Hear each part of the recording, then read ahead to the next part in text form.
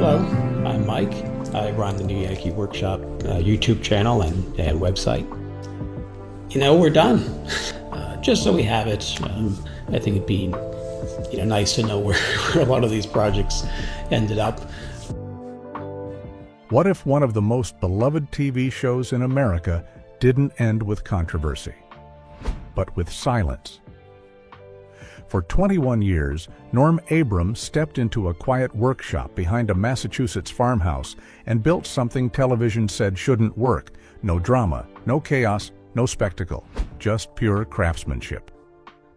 The New Yankee Workshop became more than a show, it became a ritual.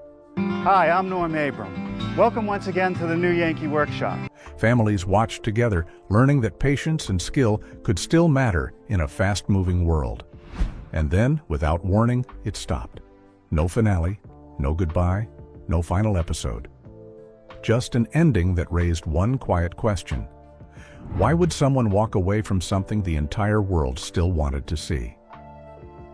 Norm Abrams' Workshop Legacy. To understand why the ending hit so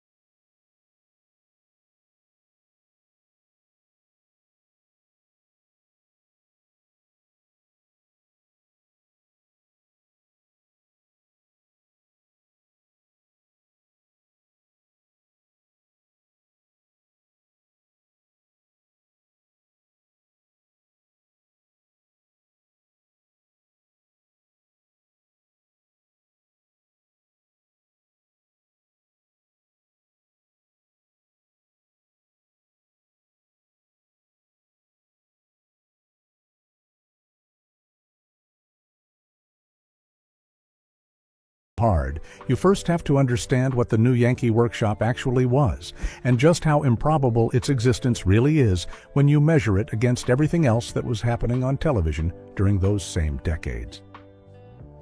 The show launched in 1989, created by producer Russell Marash, the same man behind This Old House. Marash had watched Norm work for years as lead carpenter and saw something beyond skill: patience, clarity. A man who could make a dovetail joint look approachable to someone who had never held a chisel. Plenty of people are talented. Very few can teach without making you feel small. Norm had that gift naturally. So Marash built him his own stage, a 936-square-foot workshop behind a Massachusetts farmhouse, stocked with every tool a serious woodworker could want. The format Marash designed was deceptively simple, and that simplicity was the entire point. Norm would introduce a project at the top of each episode: a blanket chest, a shaker side table, a Windsor chair, a Chippendale mirror. Often he'd visit a museum or a historical landmark first to examine an original piece tied to that particular style, talk about its construction and its history, and then go back to the shop and build it himself from scratch. We have a nice, dry, warm workshop where we can do a woodworking project. Step by step, every cut shown, every joint explained, every decision talked through in real time so the person watching at home could follow along and actually understand not just what was being done, but why it was being done that way. There were no shortcuts, no hired hands doing the hard parts off camera, no second version of the piece quietly swapped in after a mistake. If something didn't fit, he fixed it himself on camera. That authenticity became the soul of the show.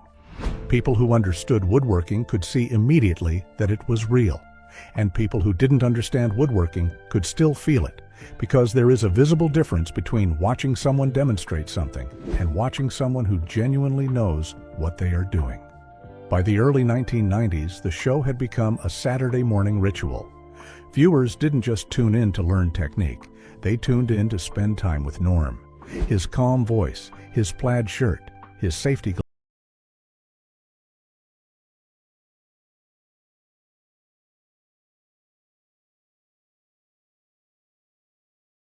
glasses. The way he reminded you at the top of every episode to protect your eyes. It all added up to something television rarely produces: genuine comfort. Over 21 seasons, approximately 235 complete projects were built on screen. From simple shop jigs to elaborate period reproductions, to outdoor structures, to an actual sailing boat. Woodworking club memberships grew. Tool sales spiked on weekends after new episodes aired. Instructors credited the show with bringing new students through their doors. Without ever seeking attention, Norm had quietly become one of the most influential figures in American craft of his generation. The cost of craftsmanship. What the audience saw was a 22-minute episode. What they never saw was everything it took to produce one. Each project required between 40 and 60 hours of preparation and filming, sourcing specific lumber in exact dimensions, designing a build process that would translate to television, setting up camera angles and lighting so everything looked seamless. And after all that planning, Norm still had to build the piece. That was the part that made this show fundamentally different. Norm wasn't performing carpentry for a camera. He was doing carpentry, real cuts with real consequences, real joints that had to fit. He had one assistant on set, mostly handling cleanup, but the actual woodworking belonged entirely to Norm. That authenticity came at a cost that the audience never fully understood. The new Yankee workshop wasn't something Norm did occasionally, between other commitments. During production seasons, it was a full-time occupation, often consuming 40 to 60 hours a week. And at the same time, he was still working on This Old House, filming alongside an entirely separate production schedule with its own demands and its own deadlines. For years, Norm was essentially doing two physically demanding television jobs at once.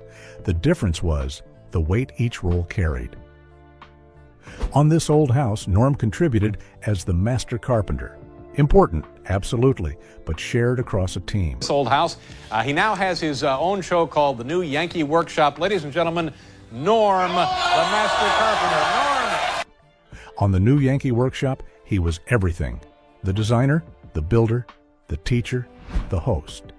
Every single episode depended entirely on him showing up and doing the work from start to finish, and there was no one to hand it off to when his body was tired, or his back was hurting, or his feet were aching from standing on bare concrete for another 12-hour day. Because that was the other thing nobody watching at home ever thought about. The workshop floor was bare concrete. During active filming, Norm stood on it for 8 to 12 hours a day. Not for a few months, not for a season or two. For more than 20 years, season after season, absorbing that impact through his joints, his back, his feet, his knees. From your couch, the show felt calm, almost meditative, something you could relax into on a Saturday morning with a cup of coffee. But inside that workshop, the reality was relentless, a constant cycle of lifting heavy lumber, bending over workbenches, making precise cuts that demanded focus and physical control, then doing it again and again across thousands of hours of footage. Norm never once showed that strain on camera. He never let the effort crack the surface of what viewers experienced. But the reality was straightforward, the very thing that made the show so genuine. The fact that every piece of work was real and belonged entirely to one man was also the thing that was slowly and quietly taking a toll on the man doing it. The final season that never was. By 2009, Norm Abram was approaching 60 years old. He had spent 2 full decades doing demanding physical labor on camera in a workshop built for craft, not for comfort. The effects didn't arrive suddenly. They built slowly, year after year, accumulating in ways that are invisible until one day they aren't anymore. Repetitive sawing, chiseling, and sanding, done thousands upon thousands of times across hundreds of episodes, led to persistent joint pain that grew harder to manage with each passing season. His back, after 20 years of bending over workbenches and lifting heavy lumber and holding awkward positions while cameras rolled, carried its own compounding strain. And plantar fasciitis, caused by those endless hours of standing on unpadded concrete. The tension in the arch. Because the plantar fascia goes from the heel to the ball of the foot. Had become a chronic issue that didn't go away when the cameras stopped rolling at the end of the day.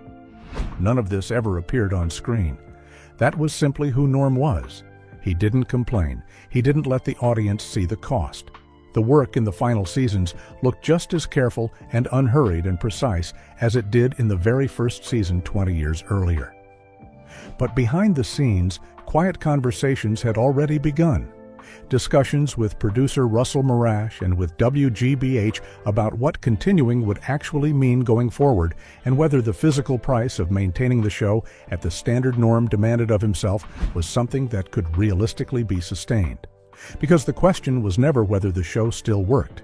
It clearly did. The ratings were healthy. The audience was loyal. The funding was in place. The question was what it was costing Norm to keep it going. And that distinction is what often gets lost when people summarize this story in a sentence or two. The physical toll wasn't failure. It wasn't decline. It was the natural, honest, inevitable result of doing real physical work at a high level the same way every single time for a very long time. Norm had given everything to the show, and eventually his body made it clear that everything had been given. The decision, when it came, was Norm's entirely. That fact matters and deserves emphasis because in the years since the show ended, rumors circulated the way rumors always do. Stories about feuds behind the scenes, whispers about network pressure or creative disagreements or declining viewership forcing the show off the air. All of it was false. The people closest to the production confirmed it clearly and consistently. There were no external forces pushing Norm out. The show had no enemies. It was not canceled. It was ended deliberately, thoughtfully, and completely on Norm's own terms. He addressed it himself with the kind of directness you would expect from him. We've had a great run. We've built challenging projects, met wonderful woodworkers, and received loyal support from millions of viewers. That was the entire statement.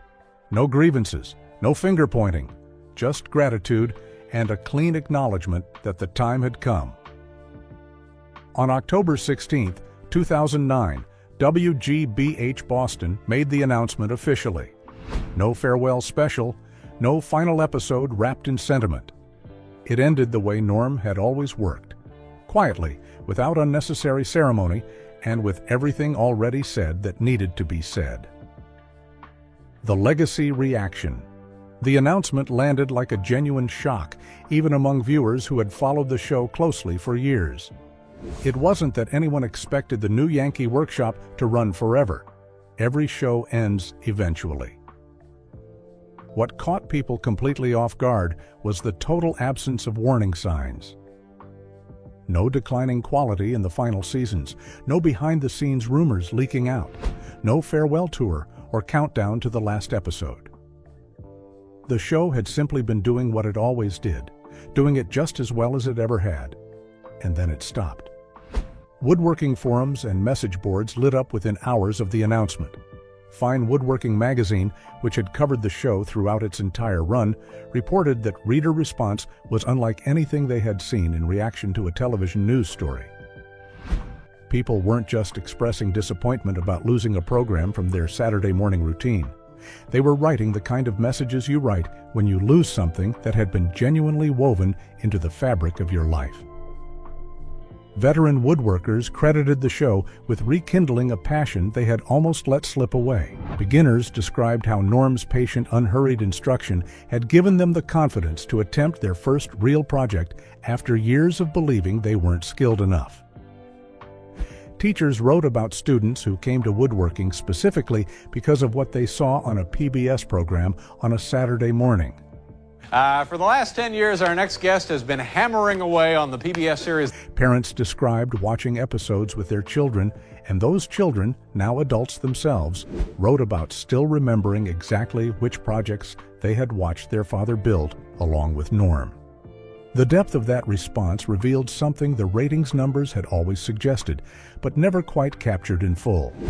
The new Yankee Workshop had not simply entertained people for 21 years.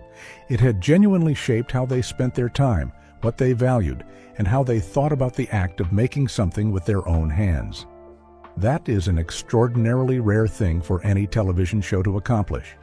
And it is rarer still for a show that operated entirely without drama, without scandal, without controversy, and without self-promotion of any kind. What the fan reaction also made unmistakably clear was that nobody was angry. There was grief, real grief, but it was the kind of grief that comes wrapped in respect. People understood, even those who hadn't known the specific details of Norm's physical situation, that he had given what he had to give.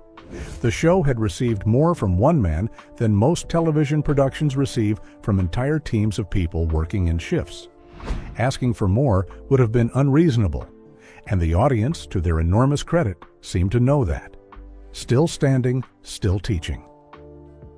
The legacy of the new Yankee workshop is difficult to measure in full, partly because it worked so quietly and asked so little attention for itself. It didn't dominate headlines. It didn't generate cultural controversy or become the subject of think pieces dissecting its meaning. It just showed up every Saturday morning for 21 years and taught people how to build things. And somewhere inside that consistency, it changed how a generation thought about craft and skill and the value of doing something well with your own hands. The 235 projects Norm built on screen remain as relevant today as the day they were filmed. Shaker furniture, Windsor chairs, blanket chests, bookcases, Chippendale mirrors. These aren't dated styles that belong to a particular decade of television. They are classic forms that endure because they are honest, built without ornamentation that hides poor joinery, designed to last for generations rather than impress for a single season. Norm didn't just teach people how to build those pieces. He taught people why those pieces were worth building in the first place. That is a different and far more lasting kind of education. Then in January 2023, more than 13 years after the final episode aired, Russell Morash announced that every episode of the new Yankee Workshop was now available to watch for free on YouTube. The response was immediate, and it was extraordinary. A brand new generation of viewers found the show as if it had just premiered. People in their 20s and 30s discovering Norm Abram for the first time and responding with the exact same quiet admiration that every generation before them had. Comments read like letters written to someone they wished they had known sooner. People describing staying up until 2 in the morning watching episode after episode.